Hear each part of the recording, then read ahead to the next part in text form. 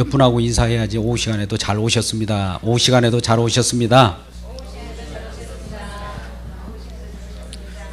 주 안에서 은혜 받읍시다. 인사하겠습니다. 그러나 졸지는 맙시다. 인사하겠습니다. 지금 정도는 한참 우리 마음 가운데 조금 해이해지는 그런 시간일 수도 있어요. 그러나 하나님 말씀이 여러분 마음을 깨우고 살았고 운동력 있는 말씀이라고 하잖아요. 활력이 있다고 하잖아요. 여러분이 졸 때마다 말씀은 여러분은 조는 옆구리를 찌를 것입니다. 각오하시기 바랍니다. 자, 오늘 말씀의 내용이 뭐입니까? 우리 제목 보니까 이런 교회면 좋겠어요. 뭐 교회 나름대로 추구하는 그 교회의 상이 있습니다. 교회 상이라고 있죠. 하나님이 원하는 교회하고 우리가 원하는 교회하고는 같을까요? 다를까요? 다를 수밖에 없어요. 우리 인간들은 자기 본의로 살아가기 때문에 내게 만족을 주는 교회를 원해요. 그래서 기복신앙이라고 하는 것이 생겼잖아요. 나에게 복 주시는 하나님, 교회 와서도 나에게 복을 주세요. 그러면 복을 안 주면 교회를 떠나버리겠습니다. 이제 세상 속에서 복을 찾으러 돌아다니겠죠. 헤매다가 다시 지치면 또 교회로 오게 됩니다. 근데 하나님께서 원하시는 교회는 말 그대로 세상 속에서 불러온 거예요. 에크, 레시아. 에크라고 하는 것은 어시로부터 레시아, 불러냈다 이 말이에요. 저와 여러분 하나님께서 세상 속에서 방황하고 세상을 향하여 질주할 때 그 속에서 네 놈! 놀랬죠. 조는 분이 한 분 계셨어요. 하면서 불러내셔서 이곳까지 예배 가운데 오신 줄 믿습니다. 그래서 선택된 자예요. 그래서 부르실 뿐만 아니라 우리들에게 너는 내가 부르실 뿐만 아니라 너는 내가 의롭게 했어. 의롭게 했을 뿐만 아니라 너는 영화롭게 되었거든. 그래서 하나님 나라 백성으로서 내가 너를 인쳤기 때문에 너는 나와 함께 살아야 돼 라고 하는 것이 하나님의 이끌림입니다. 이게 교회예요. 그렇다면 하나님이 그런 교회를 통해서 무엇을 가르쳐 주려고 할까요? 우리는 골로새 2장 16절 말씀 속에 하나님이 세상을 지은 목적과 또 이사야 43장 21절에서도 하나님께서 만물을 조성하는 목적에 대해서 나왔습니다. 또 우리를 구원하신 목적이 있을 거예요. 구원해 내놓고 내버려 두고 야 구원하는 거 보니까 구원해 내놓고 보니까 내가 만족스럽다 그러고 끝나는 것이 아닙니다. 구원받은 저와 여러분을 통해서 하나님께서는 자기 스스로를 존경받기를 원하고 경배받기를 원하시고 하나님 자신을 위하여 살기를 원하는 것이 궁극적인 목표입니다. 근데 우리는 하나님께 우리에게 구원을 주셨기 때문에 구원받은 나 백성 나를 위하여 하나님께서 살아가게 한다고 하면서 하나님 이제 나는 구원받았으니까 내 멋대로 살겠습니다. 이런 일이 있을 수 없어요. 구원받은 백성은 하나님이 이끌림받고 꼭 하나님께서 원하시는 뜻대로 살아갈 수밖에 없어요. 그 길이 바로 넓은 길이 아닙니다. 협착한 길이에요. 좁은 길이에요. 누구나 가고 싶어하는 길이 아니고 하나님께서 그 협착한 길이지만 함께 가기를 원하고 그 두려움과 음침함이 일지라도 하나님께서는 그곳을 질주할 때 승리하면서 나아가기 때문에 하나님은 우리를 업어가십니다. 하나님이 날개로 우리를 품어서 가기 때문에 어려움이 없습니다. 그러한 주님의 품 안에 거할 때마다 우리는 신앙의 경주를 승리로 나아갈 수 있는 것입니다. 자, 오늘 말씀은 42절부터 진행되는데요. 초대교회의 모습입니다. 우리 하나 교회가 이제 조직교회가 되었기 때문에 초대교회로 돌아가자라고 하는 어떤 슬로건을 걸지 않습니다. 초대교회는 초대교회예요. 현대교회는 현대교회입니다. 과거로 우리가 돌아가자고 하는 것은 옳지 않습니다. 초대교회에서 어떤 것이 본보기가 됐다면 좋은 것은 본받고 잘못된 것들은 버리는 것이 맞습니다. 인류 역사를 보더라도 다 좋은 것만 있는 것이 아니에요. 나쁜 것도 있었어요. 어떨 때는 저와 여러분이 실수할 때도 있습니다. 근데 나중에 보니까 그 실수가 합력하여 선을 이루는 일이 많이 있어요. 여기 일상사가 그러지 않습니까? 저는 지금 가다가 차가 막히는 경우가 있어요. 트래픽 헤비. 저 이런 말 하면은 본국어로 들려요. 근데 그럴 때마다 짜증이 나요. 아우 이거 어떡하지? 막 급해, 마음은 급하고 빨리 가야 되는데 막 그러면 속에서 막 불이 나고 열이 나고 좀 좋지 않는 상시옷의 발음이 나기도 합니다. 그럴 때 내 자신이 왜 이러지? 라고 내 자신을 스스로 둘러봐요. 그러고 그냥 가게 되면 어느 날 보니까 먼저 그냥 그 길이 트여졌다면 사고를 분명히 당할 수도 있었다는 거예요. 근데 하나님께서는 여러 상황, 그 해비, 교통이 막히게 해서 나를 보호하신 그것을 알게 되었습니다. 그래서 여러분들이 조급한 마음이 있다고 해서 조급할 것이 없어요. 하나님은 안 조급합니다. 우리가 조급한 것이지. 그리고 우리가 또 여러 가지 나쁜 것이라고 생각할지라도 하나님께서는 그 나쁜 것을 선으로 모아서 궁극적으로는 좋은 길로 인도한다 이 말입니다. 초대 교회에 이제 성령이 충만함을 받고 성령을 받아야 교회가 생겨요. 성령을 받아보니 내가 구원받은 백성임을 알게 되어서 구원받은 백성임을 알게 된 부리들이 모인 곳을 교회라고 합니다. 교회에 모였을 때에 그 교회를 지도하고 말씀을 하나님 말씀이 왜 우리를 이와 같이 모이게 했는가를 가르쳐 주시는 분이 계셨어요. 그분 이름하여 사도라고 하죠. 42절에 그들이 사도의 가르침을 받았다 이렇게 말씀합니다. 서로 그럼으로써 교제했다. 세 번째 떡을 떼며 기도하였다. 사도의 가르침을 받았으니 가르침을 누가 가르쳐줘야 우리 길을 알 거 아닙니까? 여러분 혹여 우리 마음 가운데 자존심 있는 사람은 그럴 거예요. 내 스스로 득도해서 깨달을 때 자존심이 상하지 않습니다. 자수성가 하신 분들은 좀 조심해야 됩니다. 누군가 길 안내를 하면 그것을 자존심을 상해해요. 깨닫게 스스로 깨달으면 자기 스스로 만족을 느끼는데 누군가가 가르쳐줘서 깨닫게 하면 내가 자존심을 상해요. 그런데 사도의 가르침이나 여기에서 말씀을 강론함으로써 말씀의 가르침을 받는 여러분들은 자존심 상할 필요가 없어요. 저를 보지 말라니까요. 저도 내려가면 아무것도 아니에요. 단지 말씀은 증거되는 그 말씀이 성령께서 여러분에게 적용할 때만 말씀이지, 아까 레마라고 하는 말씀을 하셨습니다. 로고스가 레마로 여러분을 각각 적용될 때에 여러분의 하나님의 말씀이 적용되는 거예요. 저를 바라보지 말고 주님의 말씀을 주목하시길 주의 이름으로 축복합니다. 그래서 그 가르침을 받았다 이거예요. 가르침을 받고 보니 우리가 이제 서로 교제함을 알았다. 너와 나는 서로 다른 사람이었는데 알고 보니 예수 그리스도를 머리로 하여 우리가 서로 하나님을 바라볼 때 같이 바라보는 자이었던 것을 알게 되었다. 그러니 주님을 바라보고 형제를 바라보니 우리는 하나였네 라는 것을 알게 된 것이죠. 그랬을 때 교제가 일어나요. 교제라고 하면 남녀 간의 교제 이런 뜻이 아닙니다. 이상한 쪽으로 교제를 생각하지 마십시오. 서로 소통하는 역사가 교제인데 그것도 말씀으로 소통하고 성령으로 소통하고 사랑으로 소통했다라고 하는 것이죠. 그러므로 인해서 그들이 교제 때 필요한 것이 뭡니까? 떡이죠. 물론 여기서는 상징적인 뜻도 있습니다. 하나님 말씀을 서로 나누어 먹는 거예요. 영의 양식 또 육의 양식 이게 다 필요한 거죠. 그걸 먹으면서 하나님 우리는 내 자신을 의지하는 사람이 아니구나. 내 자신을 의지해봐야 아무 별 볼 일 없구나. 그분 한 분만으로 만족해야겠다. 그분께 의탁하자라고 하는 것이 기도예요. 기도는 우리에게 어떤 복을 따내는 수단이 아닙니다. 도구가 아니에요. 기도는 내 자신을 의지하지 않고 전적으로 하나님을 신뢰하는 그 자체가 기도예요. 그래서 주님께서는 주기도문을 우리에게 가르쳐 주셨어요. 심지어 저와 여러분이 얼마나 기도를 못하면 기도하는 방법까지 가르쳐 주십니까? 성령도 말할 수 없는 탄식으로 너희가 빌바를 알지 못하기 때문에 대신 또 심지어 기도를 대신해 주네요. 참 하나님은 여러 가지로 힘쓰고 애쓰고 계십니다.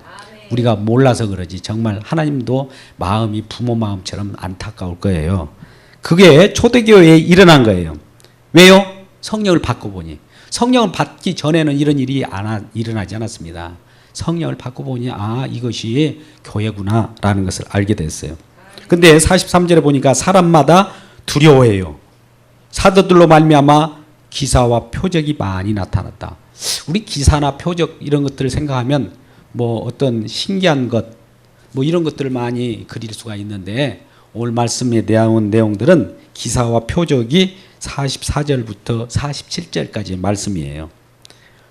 평범한 말일 수도 있지만 어떤 표적과 기사가 나타났나 믿는 사람이 다 함께 모여 있었답니다.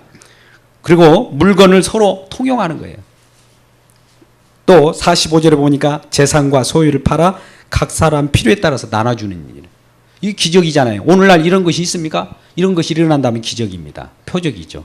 또 46절 날마다 마음을 같이하여, 그것도 하루 이틀이 아니고 오늘날 썬데이 크리스찬도 있다는데 썬데이 주일날만 나오는 이런 성도들도 힘들어요. 또 2주에 한 번 나오는 크리스찬을 뭐라고 해야 될까요? 썬데이도 아니고 뭐 이건 뭐 격주 크리스찬이라고 해야 됩니까? 한 달에 한 번 나오는 크리스찬은 뭐라고 해요? 여러분 상상이 맡기겠습니다. 그러면 영원히 나오지 않는 크리스찬은 있을 수 있을까요? 없어요. 없죠. 그런데 날마다, 이것도 날마다 매일 마음을 같이 했다.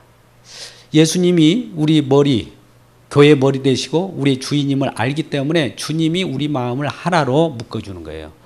하나님은 본인이 한 분이시기 때문에 또 셋이자 한 분이에요. 여러분은 이 내용을 우리가 논리적으로 추적해서 이해하려고 하지 마십시오. 우리 인간이 이해하는 순간 하나님은 내 안에 갇힌 바 되는 거예요. 내 유한한 인간에게 무한한 하나님이 갇힐 수 있어요? 없어요?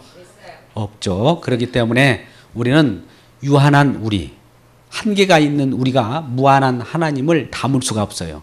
우리가 무한한 하나님께 담기기는 할 수 있겠죠. 그래서 우리는 하나님을 이해할 수가 없어요. 그러나 하나님께서 우리를 이해할 수 있도록 성령을 보내주면 성령이 깨닫게 한 것만큼만 이해를 하는 겁니다.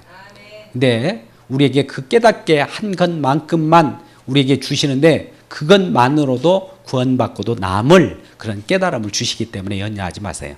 다른 사람은 더 많이 알고 성경 지식도 많이 알고 은사도 더 많이 받고 뭐 갖가지 모든 것을 받았는데 나는 이 정도밖에 못 받는 것인가? 아니에요. 여러분 안에 다 와 있습니다. 활용되지 못해서 그래요. 언젠가는 활용될 때가 있어요. 지금 저는 교계에서 이런 말씀을 들을 때가 있어요. 한국 상황 속에서는 많은 사람들이 설교를 하면 정말 옛날같이 예수는 그리스도라, 단순한 그 아닙니까? 예수는 메시아다, 우리를 구원하시기 위하여 이 땅에 오셨고 우리의 죄를 대속하셨다, 이 정도만 이렇게 가르쳐 줘도 모르는 사람들이 은혜 받고 절규하고 탄식하고 회개하고 그러는데 지금은 한국교회에 이 말씀을 전하면 아이고 싱거워 그러는 거예요. 여러분 싱겁습니까? 근데 이 말씀을 그대로 중국에 가서 이 얘기를 했답니다. 그랬더니 그 말은 그쪽에 십자가 이 말만 하더라도 막 굴르고 회개하고 통곡하고 그런답니다. 예수님 하더라도 막 난리 친다는 거예요.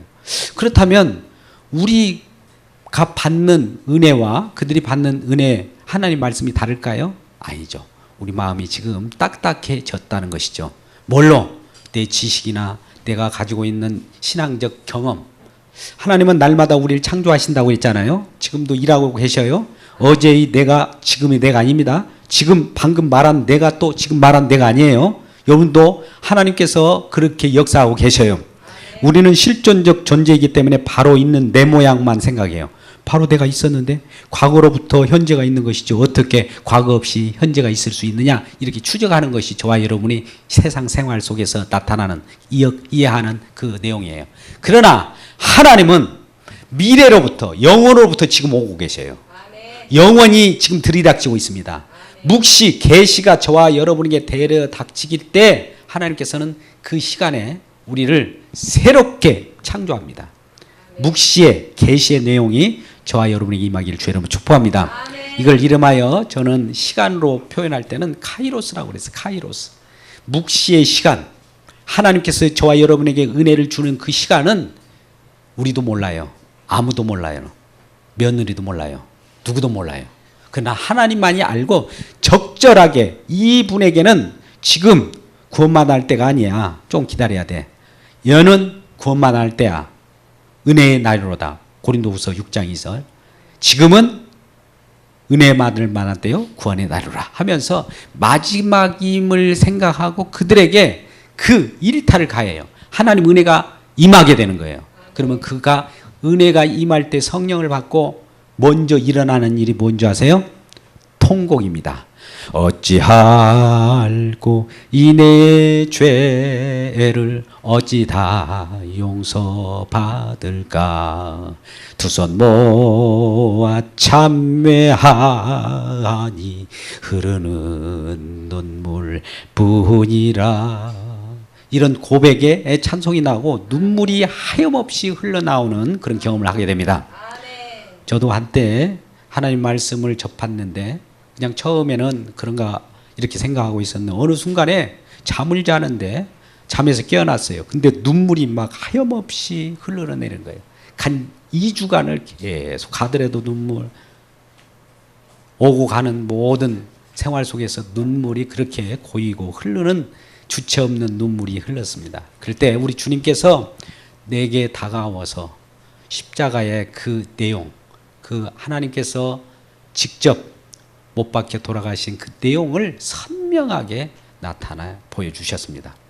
그래서 주 안에 있는 나에게 딴 근심이 없었어요. 오직 주님은 저를 통하여 주님을 발견하게 했기 때문에 그 주체 없는 눈물은 슬픔의 눈물이 아니요 나에게 새로운 탄생, 새로운 하나님께서 계시로 나를 창조하신 그 역사라는 것을 알았고 기쁨의 눈물을 흘렸던 경험이 있습니다. 그런데 오늘 기사와 표적이라고 하는 것은 이와 같이 우리들에게 주체 없는 눈물을 흘리는 어떤 그런 형식이 될 수 있어요. 어떤 사람은 꼬그라지게 하는 그런 눈물일 수도 있어요. 어떤 사람은 대굴대굴 굴리게 하는 은혜도 있을 수 있어요. 또 어떤 사람은 자기 소유를 받아서 내 것이 아무것도 없습니다라고 사도 앞에 갖다 주는 일도 있고, 어떤 사람은 모든 물건을 내 것도 네 것도 아니네, 우리 모두 것이네 하며 송영하는 그런 기적도 일어납니다. 또 마음을 같이 하는 이 모습들이 기적이라는 거예요. 이게 표적이라는 겁니다. 여러분이 신기한 어떤 것들을 느끼는 그런 것도 표적일 수 있어요. 사도 바울이 다메섹을 가다가 화려한 빛을 보고 꼬라졌습니다. 그것도 기적이에요. 저와 여러분이 하나님의 은혜를 가지고 그 희락의 은사로 때에 따라서 마음 가운데 정말 기쁨이 넘쳐서 사이다를 쫙 뿌리는 그런 기쁨에 넘치는 그런 것도 기적입니다. 어떤 일을 때 갑자기 어떤 긍휼을 베풀어서 가난한 자가 왔을 때 그에게 일월 말을 한답시고 딱 이 일을, 형제님 어디 아프십니까? 지금 성령께서 당신을 굽어 살펴봅니다 라고 말하는 순간에 그가 낫는 병고침의 은사도 있어요. 그런 일들도 지금 무시할 수 없어요. 그런데 우리 문제는 꼭 그렇게만 나타나야 된다 라고 이렇게 규정, 이걸 틀이라고 그래요. 정형화시키고 그쪽에 가두면은 성령이 역사하지 않습니다. 자, 오늘날 이 말씀은 소유를 다 팔았다고 하니까 여러분 소유를 팔아서 지금 가지고 나오세요. 성경에 이 말씀 있지 않습니까? 가지고 나오세요. 여러분 어떻게 할 거예요? 이거 정형화라고 그래요. 틀에 여러분을 갖추게 만들어요. 갇히게 만들어버려요.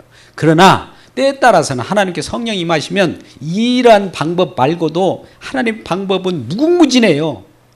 정말 엄청난 일을 벌일 수 있는 창조, 구원, 일하시는 그 역사가 계속 일어나는 것이 교회의 모습입니다.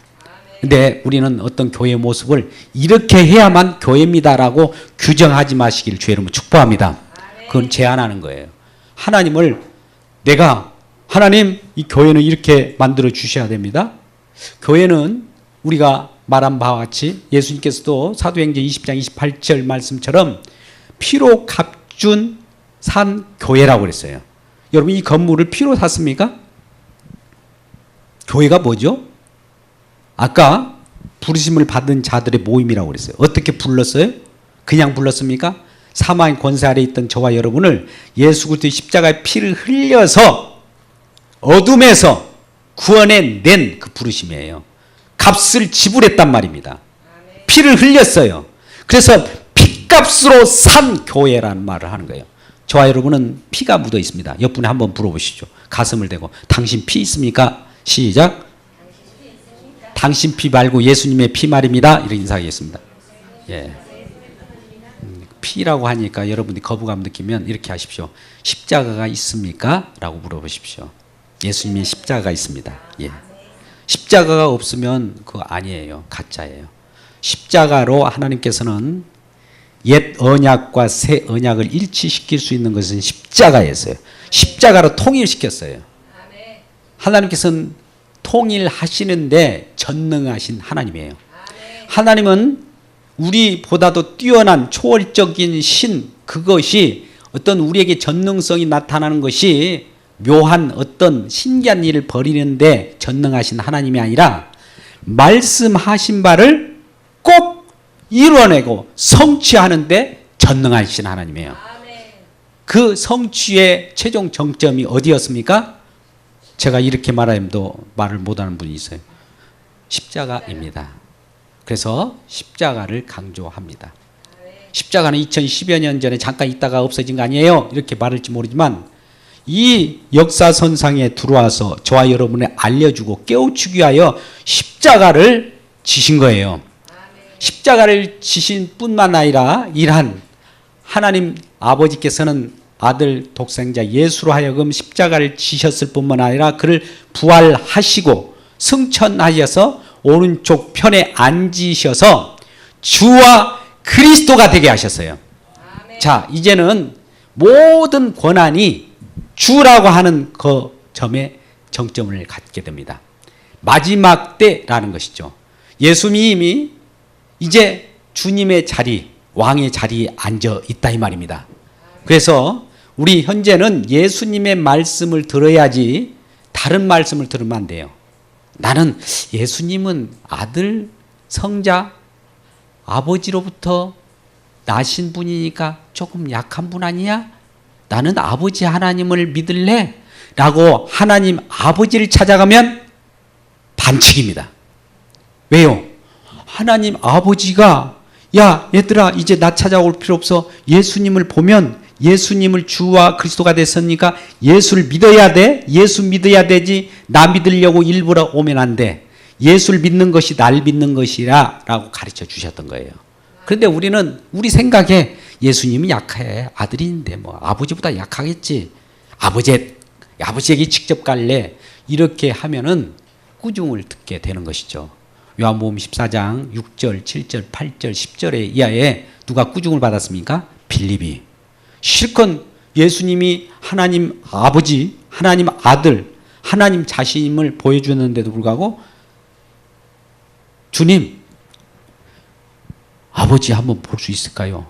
내끼는 나를 본 자는 아버지를 보았거늘 왜 아버지를 보여야 되냐? 반칙이라는 거죠. 오늘날 많은 사람들에게 예수를 믿지 않고 다른 석가를 믿어서 하나님을 만날 수 있는 길이 있지 않을까? 마호메트를 만나서 하나님을 만나는 길도 있을 거고 박수무당을 만나서 박수 치면서 하나님을 만날 수 있을까? 이런 생각도 한 사람들이 있을 거예요. 근데 아니에요. 그 길은 다 반칙이라 이거야. 꼭 유일한 한 길, the way, the truth, the 뭐라고 해야 됩니까? 생명. 영어로 바꾸면 life. 예. 그 생각, 생명, 그 한 길만을 우리에게 지어주면서 그 길로만 고집하는 하나님의 편협한 생각처럼 여겨지지만 그 길을 제시하지 않으면 안 될 그 하나님이기 때문에 그 길로만 오게 되었던 것이죠. 그래서 그 길은 협잡한 길이라고 하는 거예요. 그러나 그 길을 갈 때마다 승리의 길임을 알고 용기 내어서 달려가는 저와 여러분 되시기를 주의 이름으로 축복합니다. 아멘. 그러면 초대교회를 초대교회로 한번 가봅시다. 초대교회를 본받읍시다. 이렇게 우리가 이렇게 이야기할 필요는 없어요. 현대교회는 현재 살아 역사하셔서 하나님이 지금도 교회를 지고 계신 분이 누구예요? 우리입니까? 저와 여러분 교회를 만들어 갑니까? 아니면 예수님이죠. 예수님 보이지 않지만 두세 사람이 내 이름으로 모인 곳에는 그 예수님도 함께 있다 없다? 함께 있어요. 그러면 지금 예수 그리스도 이름으로 모였잖아요. 우리 아까 예수 그리스도 이름으로 기도했잖아요. 예수 그리스도 이름으로 우리가 선포하잖아요. 이곳에는 분명히 예수님이 계시다 이 말이에요. 안 보여요. 내놓아 보세요. 그거는 그 확증이고 증거이지 그 믿음이 아닙니다. 믿음은 바라는 것의 실상이요 보지 못하는 것의 증거예요. 눈에 보이지 않지만 계시다고 하면 그 말씀을 믿는 것이 믿음이에요. 자, 죄라고 하는 것이 무엇일까요? 성령을 받고 보니까 우리는 요한복음 16장 8절 말씀, 요한복음 16장 8절 말씀에서 죄에 대해서 이렇게 말씀합니다. 같이 읽어볼까요? 시작. 그가 와서 죄에 대하여, 의에 대하여, 심판에 대하여 책망한답니다. 왜 책망할까요? 우리가 생각하는 죄, 의, 심판, 우리가 생각하는 것이 잘못되어 있음을 교정시켜 주려고 책망하는 거예요. 저와 여러분이 자녀들이 잘못되었을 때 교훈하고 책망하잖아요. 바로 잡아주는 것을 책망이라고 합니다. 그러면 9절에 어떻게 말씀하는가 볼까요? 16장 9절. 죄에 대하여라 하면 그들이 나를 믿지 아니하며. 아멘. 여기에서는 이전에는 구약 때에는 죄가 여러 가지로 이게 이런 모양 저런 모양으로 이건 죄야. 성전에 드나들다가 함부로 드나들 경우에도 그것도 죄고, 뭐 그 성전을 드나드는 가운데 있을 때는 먼저 번제단을 통과해야 되고 물두멍을 통과해야 되고, 그러고 성소로 들어가서 떡상과 향단과 또 향불을 놓고 그 속에 무엇이 있는가를 관찰하면서 피를 뿌려가면서 들어가야 돼. 근데 피를 뿌리지 않고 바로 들어가면 즉사하겠죠. 그게 죄라는 거죠. 그래서 온갖 제사장들은 제사장들대로 그 사역을 감당하다가 죄를 질 때도 있어요. 그러면 그 죄를 씻고 성소로 들어가야 됩니다. 그러지 않으면 다 죄라고 하죠. 또 세상 속에서 짓는 죄들이 얼마나 많습니까? 원망하는 죄, 시기하는 죄. 구약의 레위기, 신명기 한번 보십시오.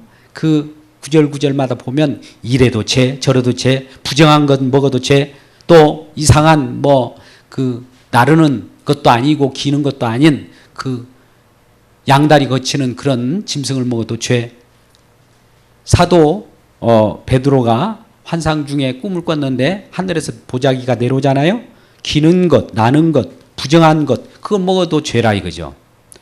온갖 죄의 규정이 성경 속에 구약에 다 나타나 있어요. 그런데 이런 것을 하나로 여러분은 눈을 모아 하나로 점철지었는데 십자가예요. 십자가에서 예수 안 믿으면 죄다. 다른 것은 다 지금 필요 없다. 예수님을 구주와 그리스도로 만든 이상 예수님이 모든 것의 주인이 되셨고 예수님이 심판주로 나설 것이며 예수님이 심판주로 나서는 그 순간에는 세상은 종말이다 이거예요. 그래서 이전에 우리가 알게 지었던데 모르게 지었던데 여러 가지 뭐 행동으로 지었던 죄 모든 것들이 죄이지만 이런 것들은 예수 믿지 않는 것에 비해서는 아무것도 아니라는 거죠. 예수 믿지 않는 죄만을 죄라라고 하는 거예요. 그렇다면 그 전에 행동으로 지은 죄, 마음으로 지은 죄, 또 성소 드나들면서 제사장이 지은 죄는 어떡합니까? 예, 그 죄를 탕감받을 수 있도록 예수님을 믿어버리면 죄가 다 사해졌기 때문에 예수를 믿으면 죄가 사해진다는 거예요. 모든 것이 예수 한 분으로 점철되어 있고 한 분으로 수렴되어 있습니다. 그래서 우리가 구약을 보더라도 구약 속에서 예수님을 발견하는 저와 여러분 되시길 주의 이름으로 축복합니다. 구약을 아무리 연구하고 수십 년 이렇게 두리뭉실 연구하고 또 자세히 연구하던 모든 사람들이 예수님 발견되지 않으면 헛방이에요. 꽝이에요. 지금 헛방, 꽝을 찾고 있는 분들이 우리 계시죠? 누굴까요? 유대인들. 예수님이 분명히 이것은 나에 대한 증거라고 분명히 말씀하셨어요. 실제로 구약 성경을 두고 말씀하신 거예요. 너희들이 영생 말 그대로 천국 가려고 성경을 연구하거니와 그 성경이 누구에 대한 얘기라고요? 예수님에 대한 얘기. 요한복음 5장 39절에 말씀하고 있어요. 그래서 예수님을 찾지 못하면 안 돼요. 우리가 보물 찾기를 할 때 성경 속에서 보물을 찾으면 그 보물이 누굴까요? 예수. 옆분에게 예수 찾으셨습니까? 인사하겠습니다. 시작. 예수 찾으셨습니까? 보물찾기의 명수이군요. 시작. 보물찾기의 명수이군요. 초등학교 때 소풍 가셨습니까? 인사하겠습니다. 시작. 초등학교 때 소풍 가셨습니까? 네. 성경 속에서는 그 예수님이 찾아져야 돼요. 근데 예수는 안 찾고 내가 성공하는 비결을 찾으려고 이렇게 성경을 보는 사람도 있어요. 점집에 가도 성경책이 있을까요? 없을까요? 점집에 가면 성경책이 놓여 있어요. 점집에 가면 코랑경도 놓여 있습니다. 점집에 가면 이상한 불경도 놓여 있어요. 그러나 그거는 그들이 사용할 때 이 성경을 뭘로 사용하는 거예요? 복을 따내는 기구, 도구, 수단으로 사용합니다. 그러나 우리는 성경 말씀을 보면서 하나님이 성령을 우리에게 주셔서 성경 속에서 무엇을 발견하게 하는 거니? 예수에 대해서 알게 하는 것이죠. 그래서 왜 예수를 잘못 알았느냐라고 하며 교정하면서 책망하는 것이 성령 받은 자들의 모습이에요. 성령을 받고 보니 죄에 대하여, 의에 대하여, 심판에 대하여 말씀을 하고 있는데 아까 요한복음 16장 8절, 9절, 10절 말씀입니다. 또 죄에 대해서는 그래서 예수를 믿지 않는 것이 죄라고 그랬어요. 두 번째 의의는 뭘까요?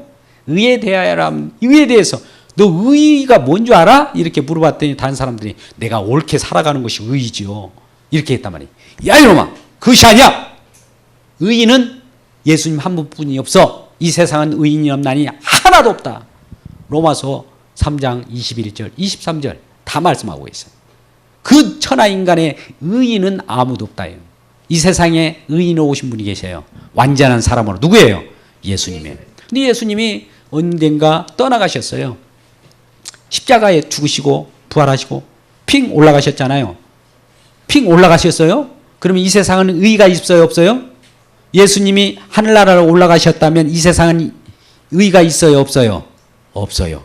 의의가 없을 때 하나님 입장에서는 뭘까요? 의의가 없는 나라는 하나님 나라가 아니기 때문에 폐기 처분시켜버리는 거죠. 폐기 처분하기 위하여 잠시 보관하고 있는 이 세상이 지금 말세입니다. 종말이라고 그래요. 예수님이 부활하셔서 승천하고 난 다음 승천하는 그 순간부터 이 세상은 지금 종말 시대에 접어들었던 것입니다. 그래서 이 종말 신앙, 종말 때에 예수를 믿지 않으면 이제 끝자락이에요. 더 이상 기회가 없는 거예요. 또 성령께서 가르쳐 주신 심판에 대하여라고 하는 것은 이미 세상 신이 심판을 받아버린 거예요.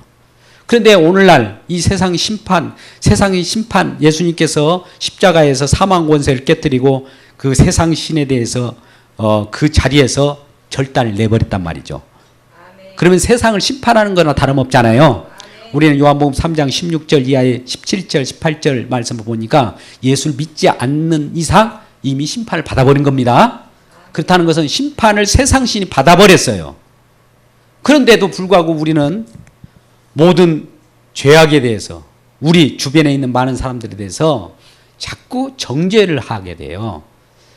왜 정죄를 하게 됩니까? 심판주는 예수님 한 분밖에 없는데 심판주로서 세상신을 심판을 해버렸는데 했다고 선언하는데도 불구하고 우리는 내가 기준이 돼서 우리 형제를 심판해요. 내 가정을 심판해요. 이 사회를 심판합니다. 물론 그 심판의 마음은 우리가 인정할 수 있어요. 그러나 심판도 누구에게 맡기라고요? 주님께. 내가 직접 나에게 어떤 어려움을 주었다고 해서 내가 보복해서는 안 됩니다. 칼을 갈 필요가 없어요. 무협 소설에서 나오는 그 칼을 갈다가 지금 칼 자루밖에 안 남았답니다. 쓰임 받을 수가 없는 거죠. 오직 주님만이 칼을 휘두를 수 있어요. 칼이 뭐예요? 양, 검. 좌우의 날선 검으로서 심판도 할 수 있는 그분이기 때문에 우리는 하나님 앞에 전적으로 맡겨버리는 것. 이것이 기도인 것이죠. 그래서 하나님을 전적으로 맡기는 저와 여러분 되시길 주의 이름으로 축복합니다. 초대교회, 이런 교회이면 좋겠어요. 여러분들에게 묻겠습니다. 어떤 교회이면 좋을까요? 물론 초대교회에 나타난 바와 같이 많은 사람들이 모든 물건을 서로 통용하고 재산 소유를 다 팔아버렸네. 왜 팔았을까요? 성령을 받고 보니 이전에는 내 것인 줄 알았어요. 이거 물을 한 잔 마시겠습니다. 마시고 싶으세요? 죄송합니다. 저만 마셔서. 끝나고 저 물 많이 있어요. 드시고. 이 물이 내 것입니까? 본래? 아니요. 제 거 아니에요. 하나님 것이에요. 제가 누릴 뿐입니다. 내 것이라고 하면 이 물을 여러분들 좀 달라고 하면 안 줘야 돼요. 나 혼자 내 것인데 왜 달라고 합니까? 모든 소유욕이 나에게 내 기준으로 내게로만 똘똘 뭉칠 때 하나님께서는 너 소유를 손을 떼게 만드는 것 작업을 해요. 그 작업을 할 때 우리는 아프겠죠. 유대인들이 그랬다는 거죠. 보면 이 32절에도 이런 말씀이 있습니다. 이 예수를 하나님이 살리시고 나서 이 36절에 예수를 하나님이 주와 그리스도로 만들게 하시면서 그동안 예수 때문에 사회적 메시아가 사회적 임금이 있었는데 경제적 정치적 임금은 뭐예요? 로마 황제이겠죠. 또 유대인의 왕들이겠죠. 그런데 또 왕이 하나 생긴 거예요. 그러니까 이거 이상한 것이죠. 우리는 사회 경제 이 세상 속에서 부를 누리고 싶었는데 예수님이 와가지고는 이 부를 누리지 못하게 하고 자기 자신만 믿게 한단 말이죠. 그러면 이 세상의 부를 누리려고 하는 우리들이 이 부를 다 폐기 처분할 거 아니에요. 소유를 놔버릴 거 아니에요. 그럴 때 주님의 품으로 가게 되고 주님을 따르는 길이 될 수가 있는 겁니다. 우리는 누가복음에서도 부자 청년에 대한 얘기를 많이 들었을 거예요. 부자 청년이 다른 걸 다 성경 말씀을 다 지켰다는 거예요. 율법을 정확하게 다 지켰다는 거예요. 그런데 예수님께서 마지막 말씀할 때 한 가지 부족한 것이 있다. 네 소유를 팔아 이웃에게 나눠주고 너는 나를 따르라. 이 부자 청년이 어떤 생각을 했을까요? 이것만은 안 돼. 그래서 근심하여 예수님을 떠나버립니다. 우리가 그럴 가능성이 많아요. 소유욕에 집착하다 보면 이 세상 것이 주님의 것인데 주님이 것인 것은 어련히 알아서 주님이 또 주실까요? 그런데 주님과는 상관없이 내 것은 내 것이야 라고 하는 이 생각, 이것이 우리를 죽게 만듭니다. 우리 주님은 우리가 있어야 할 것도 알고요, 또 우리가 안전할 여러 가지 요건들도 다 그 환경을 제시해 줍니다. 근데 그걸 믿지 못하기 때문에, 예수를 믿지 못하기 때문에 내가 하려고 해요. 내가 소유하려고 그래요. 주님까지 맡기면은 주님께서 적절하게 누릴 수 있도록 해요. 저는 언젠가 이런 말씀을 드린 적이 있습니다. 어떤 공원에도 지금 자연 환경이 참 좋습니다. 이렇게 돌아다니면 참 힐링도 되고 그 속에서 물장구도 치고 자연을 바라보면서 꽃을 보면서 주 하나님 지으신 모든 세계, 이런 찬송도 나와요. 그러면서 누리면 되는데 저 공원을 내가 얼마큼 돈을 주고 사버릴까? 샀다면 여러분이 관리해야 돼요. 얼마나 골치 아픕니까? 근데 누군가 관리해주고 있어요. 우리는 가서 그냥 누리기만 하면 돼요. 얼마나 짐이 벗겨집니까? 근데도 불구하고 지금 한 마음속에는 그래도 있어야 좋아요, 이런 사람들이 있을 거란 말이죠. 근데 그것이 소유한다고 한들 우리 인생 가운데 120년을 더 누릴 수 있습니까? 여러분 이곳에 계신 모든 분들은 120년 이상을 사시길 주 여러분 축복합니다. 아멘을 안 하시네. 그러면 100년 이상을 사시길 주 여러분 축복합니다. 네, 그래요. 그러나 100년만큼 누려도, 내가 소유해도 그것은 놓고 갈 거예요. 누군가가 또 혜택을 받겠죠. 네. 그냥 하나님께 맡겨버리면 하나님께서 내 자녀에게 혜택을 줄 수도 있어요. 내가 앙칼지게 몰고 있으면 이 하나님께서 내 것을 뺏어갖고 다른 자녀에게 줄 가능성이 많아요. 근데 하나님, 나는 이거 관리할 수도 없고 내 소유 이거 있어봐야 곧 없어질 건데 주님 알아서 하세요 맡겨버리면 주님께서 네 자녀에게 나중에 줄게 하고, 주님께서 어떤 길을 통해서 어떤 회사에 취직을 한다든지 사업의 사업주가 되게 하셔서 그쪽에 막 물질을 퍼줄 수 있어요. 이게 신앙인 거예요. 근데 우리가 관리하려고 하고 우리 몸을 위하여 우리가 무엇을 하려고 하면 하나님 앞에 나올 때마다 고통스러워요. 내 소유가 막 떨어져 나간 것 같고 아깝고, 이건 있을 수 없는 것이죠. 그런데 초대교회는 이런 일이 있었는데 우리 하나교회도 이런 모습이 있을지 모르겠습니다. 성령께서 역사하시길 주의 이름으로 축복합니다. 아멘. 네, 할렐루야. 아멘. 마음을 같이 한다. 우리는 여러 사람이기 때문에 마음은 제각각이에요. 그런데 하나로 엮을 수 있는 방법은 우리가 서로 마음을 맞추자 한다고 되는 것이 아니에요. 아무리 맞춰봐야 그게 안 돼요. 그런데 우리 하나님, 성령 하나님은 우리 마음을 모아버립니다. 아멘. 마음을 모으는 그 장소가 십자가예요. 너도 내려놔, 너도 내려놔, 나는 날마다 죽노라 할 때 내가 죽고 주님만이 살아갈 때 이것이 하나 되는 것이에요. 아멘. 이게 초대교회의 모습인데 이 하나교회도 이러한 모습이 있으면 좋겠습니다. 아멘. 말씀을 요약해야 될 시간이 됐습니다. 시계를 보니까 빨리 지나가는군요. 그렇다면 오늘 말씀을 간단하게 요약하면 그렇습니다. 초대교회에 이런 교회가 되면 좋겠는데 사도의 가르침이 있었다. 저도 여기서 강론을 하면서 가르칩니다. 설교를 합니다. 말씀을 증가할 겁니다. 그리고 소교제가 일어났습니다. 말씀을 들으면 이 말씀이 소화돼야 될 거 아니에요. 배에다 실컷 집어넣어놓고 운동을 않고 그 숨도 안 쉬면은 그건 배탈 나잖아요. 그래서 교제하십시오. 서로 내가 말씀을 이렇게 받았는데 당신은 어떻게 느끼셨어요? 나는 오늘 이 말씀을 나에게 강한 찔림으로 들러왔습니다. 그래서 어찌할꼬 하면서 통곡이 됩니다. 그래요? 형제님 어땠었어요?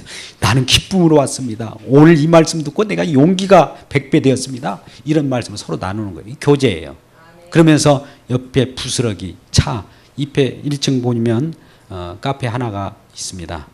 여러분 들어가시면서 간판이 카페 하나라고 그래서 여기 카페 하나요? 이렇게 물어보지 마세요. 카페 하고 있습니다. 언제나 하고 있는 카페를 드나드리기 바랍니다. 그 속에서 교제하시고 그 속에서 말씀을 나눌 때 우리에게 소화가 돼서 우리 이제 체력이 달려지면 그때 기도도 하고 봉사도 하는 거예요. 봉사도 내가 힘이 있을 때 힘을 얻다가 쓸 거예요. 요즘 청년들이 우리 교회 많이 오지 않습니까? 우리 기관에 많이 와요. 그들의 그 에너지가 방향이 잘못 설정됐기 때문에 이 에너지는 에너지인데 이게 분노로 막 나와요.